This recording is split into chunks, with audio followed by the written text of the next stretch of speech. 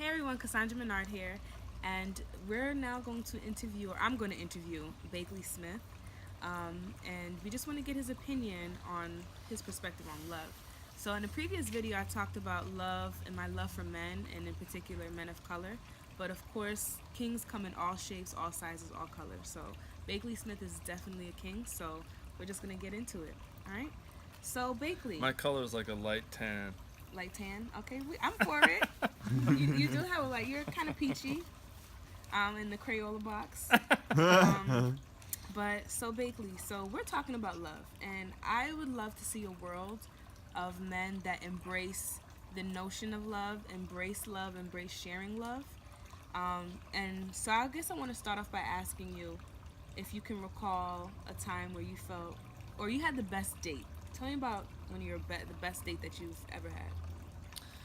All right, so the best date, I'm not sure. I can tell you the most interesting date that I ever had, and that was the second time that my now wife asked me on a date, and because like I don't know if it's a man thing or a me thing, but I'm not always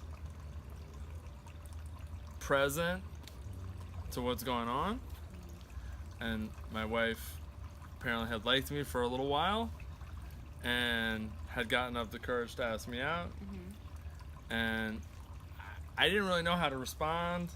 Like, I was confused by the whole thing, and so I just sort of dipped. Like I said, I couldn't do it. Like, oh, I'm busy that night or whatever. Even though I actually did like her, but I didn't have communication. And I think that's one of the things that, like, if I look at my friends, it's like a lot of times people don't have really ability to say what's going on. Right, I agree. So And was that so, what made like, the date interesting? So, but hold on. So then she asked me a second time, but thank God she did, because a lot of times I know it wouldn't have happened. Right. So I got a second chance to get my head straight, and I was like, all right, cool, let's do it. So our first date was, she's Russian, and she asked me to the Russian banya, which is like a sauna. And I don't know if has anyone ever been to it.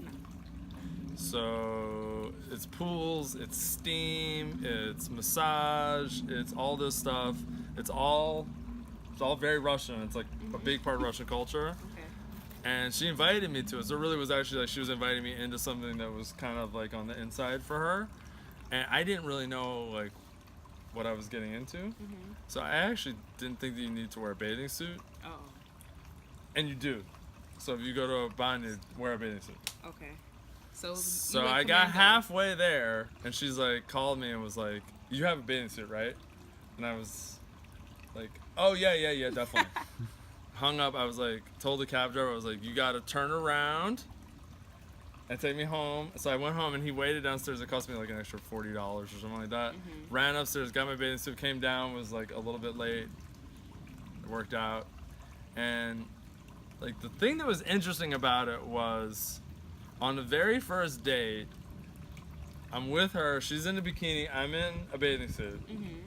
So there was not much, like, of the like normal Barriers clothing. or- Yeah, like none of that stuff was going on. Right. So it was very intimate in that way. And we were there for 7 hours or something. Like, it was daytime. It was a really long date. Maybe 8, 9 hours. I don't even know. And the whole thing was this interesting exploration into her thing. You know what I mean? And that was like, it was easily the most, I still remember like every thing. I could go through it. I won't take all the time. Was it the to do bathing suit piece of it, or? No, what was more interesting was the dried fish that I'd never had, the Okay. food that I never had, the experience of being in a sauna, which was about 215 degrees, Wow. which that is as hot as it sounds. And like just all this stuff, everyone's speaking Russian around me, everyone's like, it was like, it was different, and it was interesting because it was so intimate. Like, it was her thing. Like, she knew all this stuff, and I didn't know any of it. I was a foreigner, you know, to it. I feel like it's interesting that you would say that, because I remember I read a book once about dating and things of that nature, And the author, who happens to be a guy, said that one of the reasons why women just don't get the in, or they don't even get a second date, is because they're basic. So, that sounds harsh. Okay. No, it's, Okay. it's real. Just wondering, I'm with but it, yeah. they're Well, because a lot of people leave their representative, like themselves at home, and take a representative on the date. You know what I mean? Like, and what I'm hearing you say is basically that your senses were heightened, like it was very intriguing. Your touch, your taste, all your five senses were probably at 1,000 at that point, because everything was so new and so different, and it had a lasting impression. So that's a tip for you ladies out there. Did. That you want to be authentically you. If there's anything she could do that's different, it would be you, because there is no other you like you out there, right? So let's not try to be like everybody else. And I'll add one thing. So I was in this thing, and I think everyone's had the experience of being at a picnic or at a get-together, like a family get-together with someone that you're going out with. Mm-hmm. And like maybe that first time that you meet the in-laws or whatever. And when I went there, everybody was speaking Russian, as I said. I don't speak Russian. And just for myself, I had the impression that all these people knew Xena. Mm-hmm. Like, I kind of felt like I was going to a family picnic or whatever. Mm-hmm. And I'm talking to her and this and that. I'm like, so, like, how many of these people do you know? And she was like, looked at me like I had two heads. She was like, people that I know? She's like, I don't know any of these people. What are you talking about? I'm like, yeah. But like for me, it was like everyone was Russian. Uh-huh. They must know each other. You know what I mean? Right. It was just a funny thing. So. And that stands out because. Oh. I'm just curious. It stands out because. Were you impressed with how was she relatable to everyone, or? No, not particularly. Mm-hmm. For me, I'm always interested in my own biases and like what I think is what I think versus what's reality. Mm-hmm. And it was an interesting one to notice. Like, I thought that everyone that spoke Russian somehow knew each other in some vast network of people that speak the same language, which of course is not true. Right. And it was interesting to just, like, something about our relationship has a lot of that, where it's like, what do you bring to the table versus what's the reality, and kind of talking about it. Mm-hmm. So it was just a fun thing. Gotcha.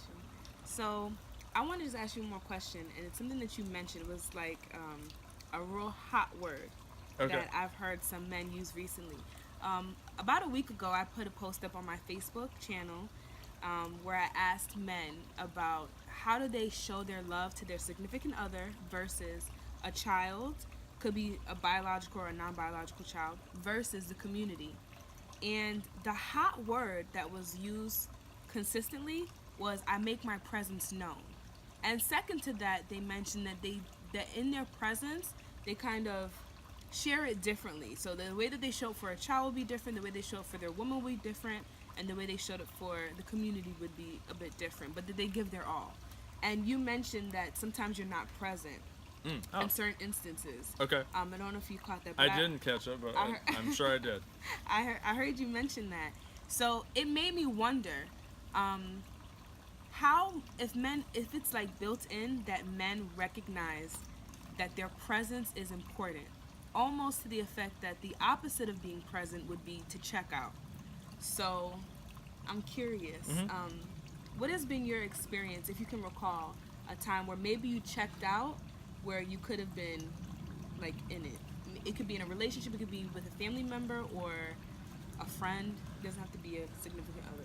Let's see. So, well, definitely when I was going through the process of, I guess we'll call it, the pursuit of my wife, I was at a heightened presence and kind of somewhere in between getting engaged and getting married. I don't know why, I couldn't tell you why, but there was like I started to think about other things, like, oh, I gotta make sure I make enough money. I gotta take care of this. I gotta do a good job here. And I'm not sure, but like for the first, I'm gonna call it 2 years of my marriage, and we're still in a sense dealing with it because a lot of the stuff that we do at times fight over happened almost like got Wow, the right. groundwork was set in those 2 years, Right. and you know, I mean, I would. There's this term people use now, mansplaining. I'm definitely a mansplainer. What does that mean? She would have a concern about something, and I'd be like, yeah, but you got to listen to me about this thing. Right. You know, like Oh, money. Cassandra knows about the mansplaining. You've been mansplained before? All the time. So, like, that for me is not being present. My wife was raising concerns, financial stuff, and I was like, no, you don't understand. Like, I got this. When I really didn't have it, Right. and I would have done myself a lot of duty to listen to what she had to say. So knowing what you know now, sounds like you've grown a bit from there. What do you think would have been a better approach? Or for those gentlemen out there who insist on mansplaining, could you give them a tool that they could utilize? Okay, so consciousness is a big thing. So if you realize you're mansplaining, it always helps to tell someone that you're talking over them, or you might have a habit of that. That's something that I've attempted to bring. Additionally, I think that the other thing that I learned was that even when you get married, when I got married, I wasn't really used to what it meant to be married. I didn't know. If I could take it back in time, I would have had that in my head, like, geez, I'm married now, I really don't know what I'm doing. Instead of thinking, I'm married, I should know how to do this, let me do it my way. Right. So what would that open up for her? Like, what would that look like for her? For her, it would have probably she would have gotten to experience actually being heard. For me, it would have actually let me not do everything that I felt like I needed to do, like carry the whole load, because I think that's another thing I think men kind of tend to do, like, oh, I gotta handle all this business, gotta handle everything. Like, there's not a lot of room for men not to know what they're doing. Right. Like, in the culture. Right. We're supposed to kind of be born knowing how to do all this crap. Right. So in that space of tension, do you feel like love was in the midst, like where it was felt and understood, and like the experience of love was there? Not in those times, no. So, which brings me to why we're doing this whole movement of queens supporting kings, right? We want to learn more about the male experience and the male perspective. So we're definitely hearing mansplaining, right? That guys tend to mansplain. And what do you think the intention is behind mansplaining? I think that men, in a mansplaining moment, want to help, want to be heard, want to be admired. So there's good intentions around it. Yeah, now, first of all, the road to hell is paved with good intentions. Right. Okay. Fair. So bad behavior can come out of good intentions. Right. And at the same time, I definitely believe that most things, like in a relationship, are inside good intentions. Right. Like, most people don't set out for some bad intentions. It's usually like I was thinking that mansplaining was there because they don't want to even hear it. They just want to get over it and just like get through it. It can feel like that, I think. Okay. But I think the thing that we're talking about is usually like, oh no honey, you don't understand. Let me explain it to you, because like I know this, which is kind of coming from like, I want to make sure that she knows that I got it handled. Right. Got you. Not so much that, oh, you're wrong, but like, let me show you I got it handled.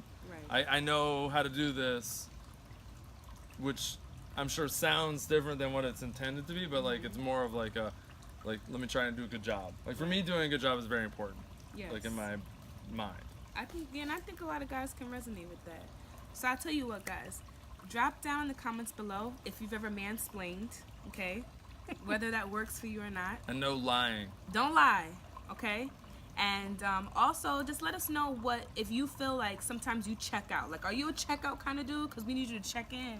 So when you're checked in watching this, can you talk to us a little bit about what it's like to check out versus checking in and being present, what that would look like, so we can get this conversation going. And, you can always @Bakley Smith if you want to get his opinion as well.